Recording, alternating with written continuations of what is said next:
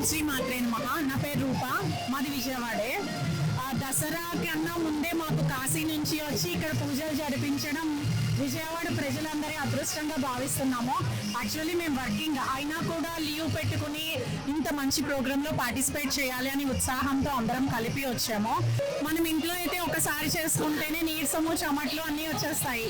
And more over మనకి పని గుర్తుకొస్తూ ఉంటుంది. ఇక్కడ ఏసీలో ఇంత కంఫర్టబుల్గా చేయిస్తున్నారంటే really we are feeling very proud and happy. Dasara పండగ కన్నా ముందే మాకు దసరా వచ్చేసింది. కాశీ నుండి స్వామీజీ వచ్చి మా అందరి చేత ఇంత భారీ ఎత్తున పూజలు, కుంకుమ పూజలు చేయించడం చాలా ఆనందంగా ఉంది. ఇంట్లో అయితే మేము ఒక్కనే పండుగ చేసుకున్నాం, ఇక్కడైతే సామూహికంగా అందరితో కలిసి చేసుకుంటున్నాము. ఈ 3 రోజుల నుంచి కార్యక్రమాలు స్వామీజీ చాలా బాగా చేపిస్తున్నారు.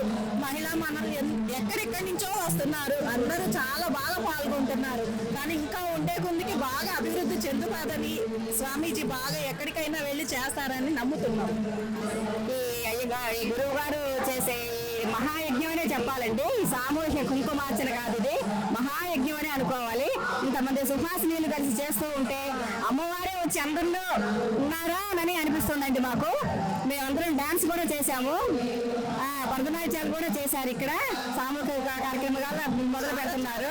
చాలా చాలా బాగా చేస్తున్నారండి. ఇంద్రకీలాద్రి కొండపైన దుర్గమ్మ వారి దసరా ఉత్సవాలు మాకు ఎంతో స్పెషల్.